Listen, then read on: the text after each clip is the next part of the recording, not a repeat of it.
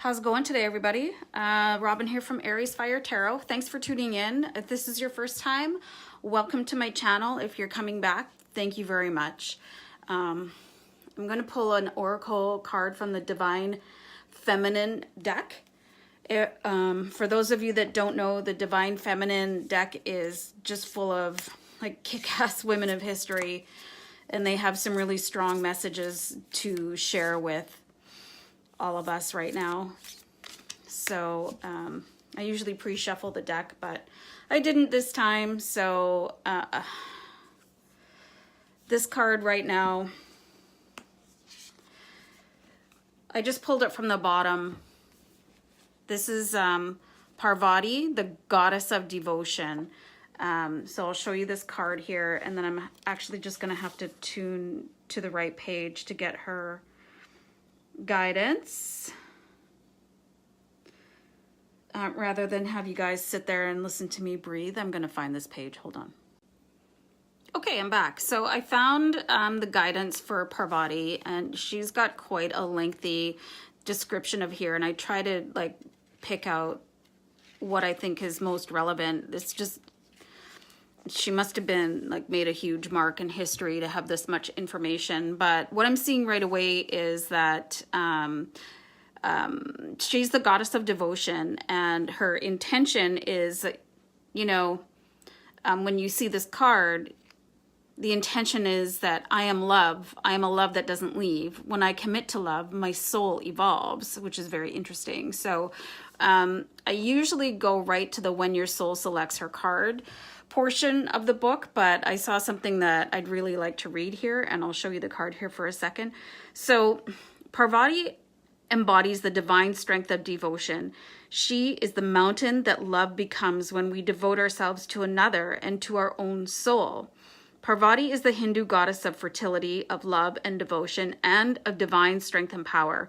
She is the gentle, nurturing aspect of Shakti, or feminine energy. She is part of the Trivedi, a trinity of powerful Hindu goddesses, together with Lakshmi and,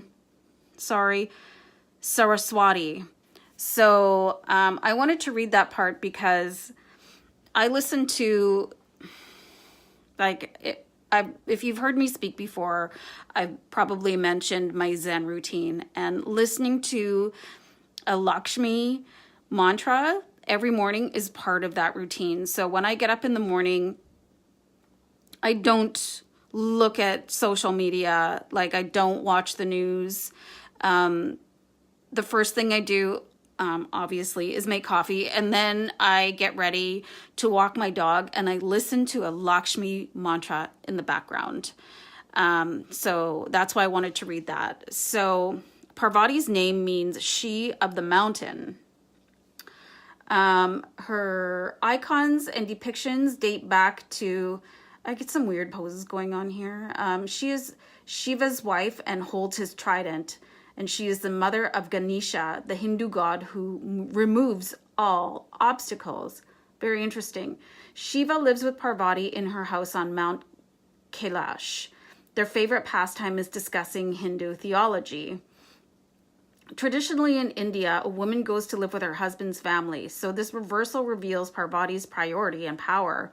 By living on Mount Kailash, Shiva becomes a part of Parvati's lineage. She is the bond that connects all human beings, a bond of love that helps our souls evolve.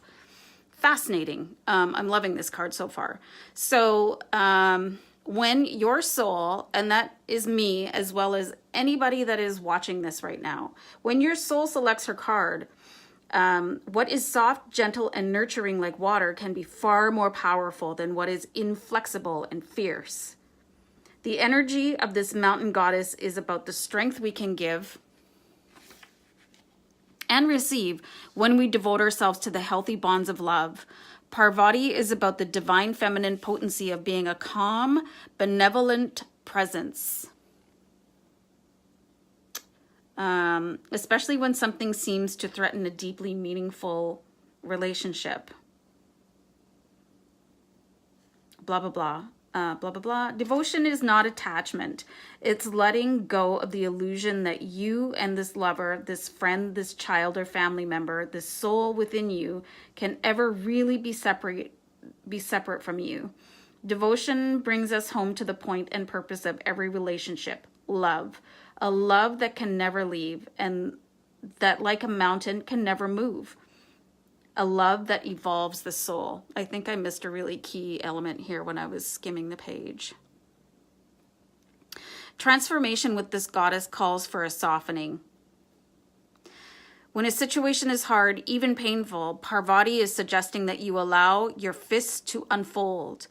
Open and release what is clenched in fear or stress. And that is very challenging for a lot of people, myself included. Open and release what is clenched in fear or stress. Remember that your love is a mountain that cannot be moved. And that this bond between you is holy. No human hands or words can ever break it. The answer of what's next or highest for you can be found through this subtler act of simply abiding, not reacting, not running, not hiding. A deep reservoir of power can surge up from within us when we choose to remain present.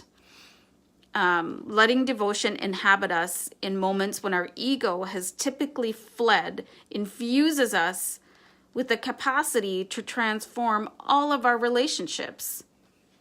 That's a pretty intense message. I think that, you know, sometimes when we react to things like how people have spoken to us, or, you know, we have these impressions of like, how dare that person, blah, blah, blah. Like, that's your ego speaking for the most part. So I think it's really important in those moments to not react, and just sort of let that sort of, like, it's like a fire in your belly. Like, you're like, ugh, you know, ugh, you just really want to lash out and say something. But when that goes away, you might actually understand how the other person is thinking, what made that happen, like what made them say that or do that. So I think that's part of being deeply, abidingly present in love. And that sometimes you just have to be the mountain and let everything around you be the weather, because the weather will pass, but you as the mountain remain strong.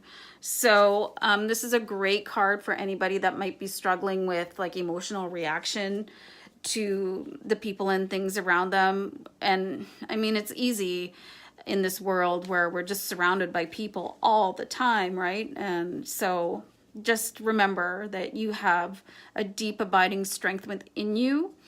And when you're, you know, when you're being faced with challenges, just to remain in your calm, like just remain in your own presence and try to reflect love as much as you can, even though it is not always a picnic to do so. Anyway, thank you so much for listening. I know that was a long one, you guys.